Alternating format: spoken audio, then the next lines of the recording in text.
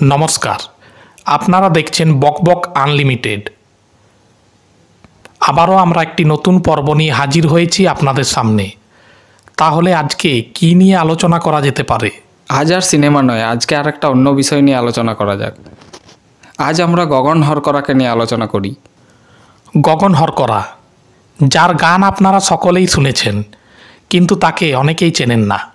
এই গগন হরকরা বাংলার এক ভুলে যাওয়া প্রতিভার নাম গগন হরকরা। আসলে ওনার নাম বাস্তবে গগনচন্দ্র দাস, কিন্তু উনি যেহেতু ডাকপিয়ন ছিলেন সেই জন্য ওনার নাম হয় গগন হরকরা।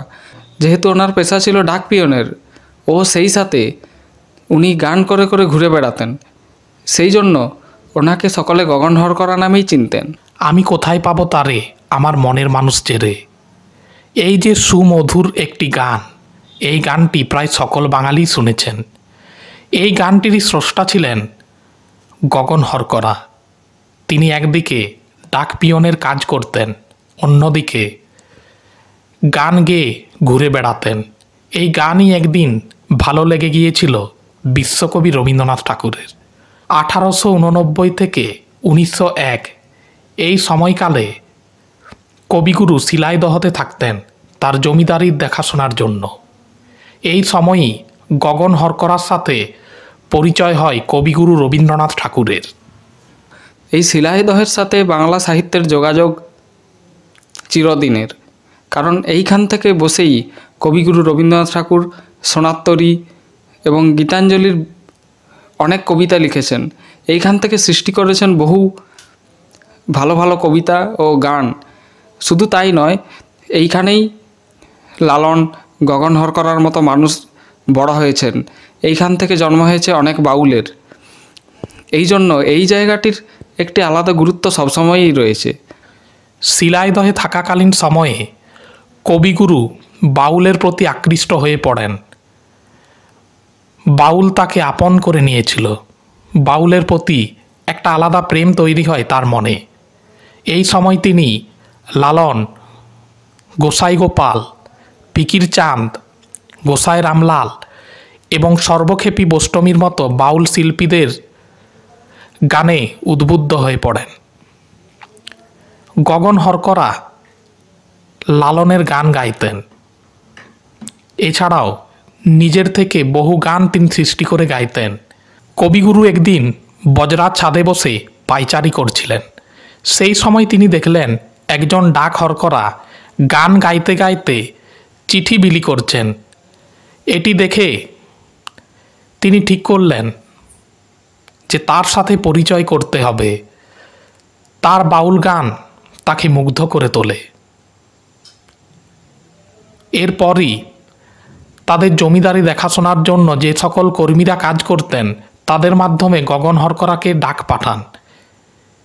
এরপরই গগন হরকরার সাথে কবিগুরুর একটা নিদারুণ সম্পর্ক গড়ে ওঠে।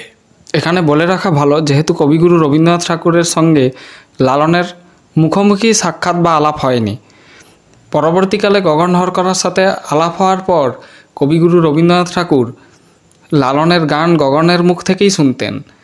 এই জন্য তিনি একটি গগন হরকরাকে নিয়ে প্রবন্ধও লিখেছেন সেখানে, যেটির নাম ছিল লালন ও গগন হরকরা। গগন হরকরা ছিলেন লালন সাঁইয়ের একজন ভাবশিষ্য। লালন সাঁইয়ের গানে তিনি মুগ্ধ হয়ে যেতেন। অপরদিকে দেখা যেত লালনও কিন্তু গগনের গানে মুগ্ধ হয়ে যেতেন। এইভাবে লালন এবং গগনের সাথে একটা সুমধুর সম্পর্ক গড়ে উঠেছিল।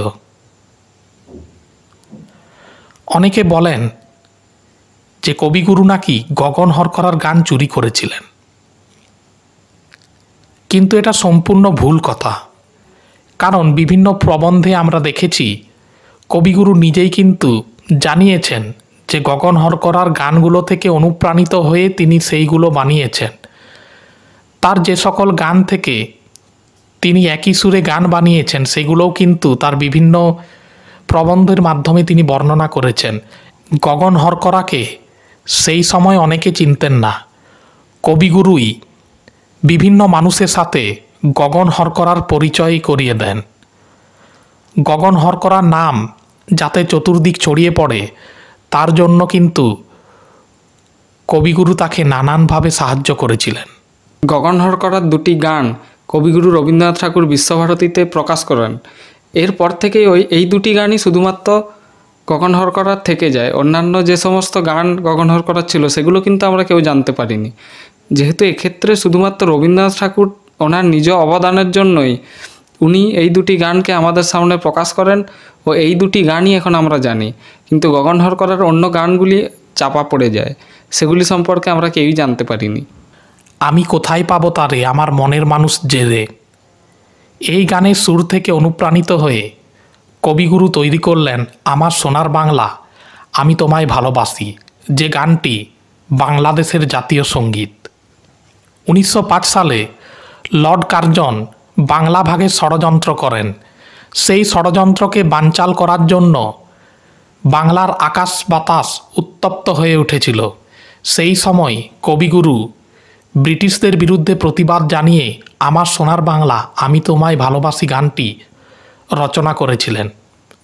লালন এবং গগন এই দুই শিল্পীর সুরে অনুপ্রাণিত হয়ে তিনি তৈরি করেছিলেন রূপসাগরে মনের মানুষ গানটি। এতদিন গগনহর করাকে আমরা প্রায় সকলেই ভুলে গিয়েছিলাম। বাংলাদেশ আন্দোলনে কি ভালো হয়েছে কি মন্দ হয়েছে সেটা আমি জানি না, ওই দেশের রাজনীতি সম্পর্কে অতটা জানিও না, তাই এই নিয়ে মন্তব্য করব না। তবে এই আন্দোলনের ফলে যে জিনিসটা ভালো হয়েছে সেটা হলো গগনহর করার নাম উঠে এসেছে। কবিগুরু রবীন্দ্রনাথ ঠাকুরের নামে কালিমা লিপ্ত করার জন্য, দুর্নাম করার জন্য একদল মানুষ প্রচার করেছিল যে গগনহর করার গানই নাকি কবিগুরু রবীন্দ্রনাথ ঠাকুর সুর চুরি করেছে, এটি একটি চুরি করা গান। কিন্তু ওনারা একদিকে ভালো কাজই করেছেন, সেটা হলো গগনহর করা উঠে এলো এবং এই গগনহর করা উঠে আসার পর বহু মানুষ গগনহর করার গানকে চিনল, যে জিনিসটা কিন্তু ভালো হলো। গগনহর করা দুই বাংলারই গর্ব। বিশ্বের প্রতিটি বাঙালির উচিত গগনহর করার মতো মনীষীদের নামকে ইতিহাসের পাতায় তুলে ধরা। গগনহর করাকে নিয়ে সেভাবে চর্চা হচ্ছে না। গগনহর করা যে গানগুলো সৃষ্টি করেছিলেন সেই সম্পর্কে তো আমরা কোনো কিছুই আজকে জানতে পারি না। তিনি কোন কোন গানগুলো লিখেছেন সেই গানগুলো আমরা চাইব খুঁজে বের করা হোক। যারা এই ধরনের জিনিসগুলো নিয়ে গবেষণা করছেন তাদেরকে বলবো যে গগনহর করা কোন গানগুলো লিখেছিলেন সেইগুলো নিয়েও আপনারা গবেষণা শুরু করুন। শিলাইদহ জমিদার বাড়িতে মাঝে মধ্যেই গান বাজনা ও বৈঠকি আড্ডার আসর বসত। এই বৈঠকি আড্ডাতেই একবার দ্বিজেন্দ্রলাল রায় এসেছিলেন। সেখানে তিনি ছাড়াও একদল মহান ব্যক্তিত্বরা উপস্থিত ছিলেন। সেখানে দ্বিজেন্দ্রলাল রায় সকলকে গান শোনালেন, মজার ছড়া শোনালেন। দ্বিজেন্দ্রলাল রায়ের গান শেষ হওয়ার পর সকলে কবিগুরুকে গান শোনানোর জন্য অনুরোধ জানান। কিন্তু সেখানে কবিগুরু বলেছিলেন যে তার আজকে গলা ব্যথা, তিনি আজ গান শোনাতে পারবেন না। তিনি তখন গান শোনানোর জন্য গগনের নামটি প্রস্তাব করেছিলেন। তিনি বলেছিলেন লালনের গান তো অনেক শুনেছেন, এবার আপনারা গগনের গান শুনুন। সেখানেই তিনি সকলকে গান শুনিয়েছিলেন। তিনি স্বপ্নেও ভাবেননি যে কবিগুরু তাকে এইভাবে মহান ব্যক্তিদের কাছে গান শোনাতে বলবেন। তিনি এই বৈঠকি সভাতে মুগ্ধ হয়ে গিয়েছিলেন।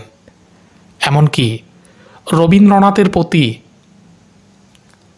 তার শ্রদ্ধা বহুগুণ বেড়ে যায়। কবিগুরু রবীন্দ্রনাথ ঠাকুর যে ডাকঘর নাটকটি লিখেছিলেন এটি তিনি গগনহর করাকে দেখে অনুপ্রাণিত হয়েই লিখেছিলেন। আরেকটা কথা বলে রাখি, সেটা হলো আমার সোনার বাংলা আমি তোমায় ভালোবাসি, এই গানে মজেন নেই এরকম কোনো বাঙালি নেই। এই সুরটি তো গগনহর করারই সুর। এরকম সুর আবিষ্কার হয়তো খুব বেশি সম্ভব হয়নি। বাংলা বাউল গান বললে যাদের কথা বেশি করে উঠে আসে তাদের তালিকায় গগন হরকরার নামও রয়েছে। যতদিন বাংলা গান থাকবে, যতদিন বাংলা বাউল গান এবং লোকগান থাকবে, ততদিন আমাদের মনের মণিকোঠায় গগন হরকরারা বেঁচে থাকবেন। সকল বাঙালিকে বলবো যে বাঙালি মনীষীদেরকে আপনারা ভুলে যাবেন না। বাংলার সংস্কৃতি, কৃষ্টি ও ঐতিহ্যকে কখনোই ভুলে যাবেন না। বর্তমান প্রজন্মের বাঙালিকে বলবো নিজেদের ছেলে মেয়েদেরকে বাংলা ও বাঙালির শিকড়ের টানটা শেখান। গগন হরকরার মতো ব্যক্তিদেরকে চিনতে শেখান। কুষ্টিয়াতে কিন্তু গগন হরকরার মূর্তি বা স্ট্যাচু রয়েছে। সেরকমভাবে দেখতে গেলে কবিগুরু রবীন্দ্রনাথ ঠাকুরের বা অন্যান্য মনীষীদের যেমন গোটা বাংলা জুড়ে স্ট্যাচু বা মূর্তি রয়েছে, সেরকম কিন্তু গগন হরকরার নেই।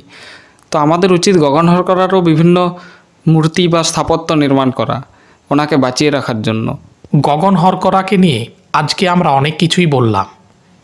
গগন হরকরা সম্পর্কে আপনাদের কাছেও যদি কিছু অজানা তথ্য থেকে থাকে তাহলে অবশ্যই কিন্তু কমেন্ট বক্সে কমেন্ট করে লিখে জানাতে ভুলবেন না। আজকের ভিডিও এখানেই শেষ করছি। এরকম বিভিন্ন পডকাস্ট দেখতে হলে অবশ্যই কিন্তু সাবস্ক্রাইব করতে ভুলবেন না আমাদের ইউটিউব চ্যানেল বক বক আনলিমিটেড।